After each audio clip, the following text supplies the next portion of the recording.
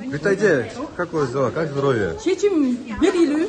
Анткени себеби единообразная практика деп коет, ошон үчүн дагы 2 айга бизди калтырат. Бирок ар бир атуудун милдети өзүнүн мекенин коргоп алуу. Мен лично сыймыктанам. Бул тарыхта кала турган нерсе. Ар бир чарчы жерибиз миллион деген долларга турат. Ошон үчүн бул абдан маанилүү күрөш. Мен эч кандай капаланган деле жокмун. Тарыхта кала турган окуя. Аммо көп ачкачылык жарыялайбыз дейт. Кандай дейсиз? Мындай да. Күрөшкө ар кандай жолдору болот. Ошонун жанагы мирный протест дейт. Ошонун бирөөсү ачкачылык жарыялоо. Биз болгон колубуздагы инструменттер менен колдонобуз да. Кээ бирлер курал көтөрүп коргойт. Биз өзүбүздүн сөзүбүз менен мыйзамдуулук кандай болоорун көрсөтүп туруп коргойбуз да. Бүгүнкү биздин күрөш бул Кыргызстандын бүтүндүгү. Кыргызстандын бир дагы метр жери башка бирөөгө мыйзамсыз кетпөө. Негизи эле мыйзамдуулук. Биз мыйзамды сыйлабасак, анда эч нерсе Кыргызстанда оңолбойт. Бүт эркиндиктердин баары күрөш менен келет. Эч качан эркиндик асмандан түшпөйт. Ошон үчүн биздин күрөш маанилүү. Биз өзүбүздүн колубуздагы бүт болгон куралдарды колдонобуз дагы.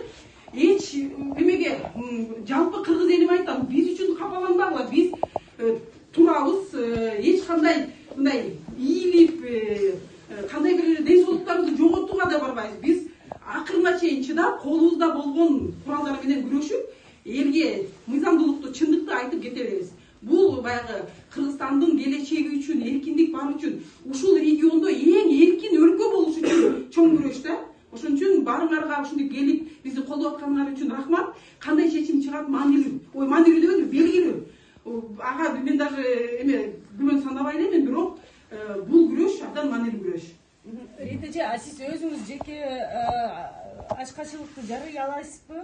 Албетте жарыялайм. Анткени себеби бул да курал. Бул дагы кандай десем, мыйзамсыздыкты көрсөткөн маселе да. Анткени себеби бүгүнкү күндө мыйзамдардын баары тебеленип атат. Эч кандай тергөө иштери жүрбөй эле.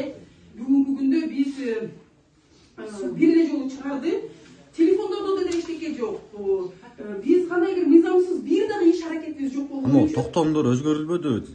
Токтомдор айтчу, бизде өзгөртө берет экен. Анын канча даже маанилүү эмес, бир тамганын өзгөртүп коет, бир кишини кошуп коет, бир алып коет.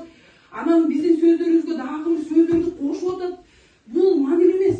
Анткени себеби жалпы эле, мисалы үчүн бизди мындай мыйзамсыз иш аракетке барганын далили болуш керек. Ал жерде биз конституцияда берилген чогулганга укук, бириккенге укук, бир нерсени коргоп алганга укук берилген. Биз митингге дагы чын айтканда укугубуз бар.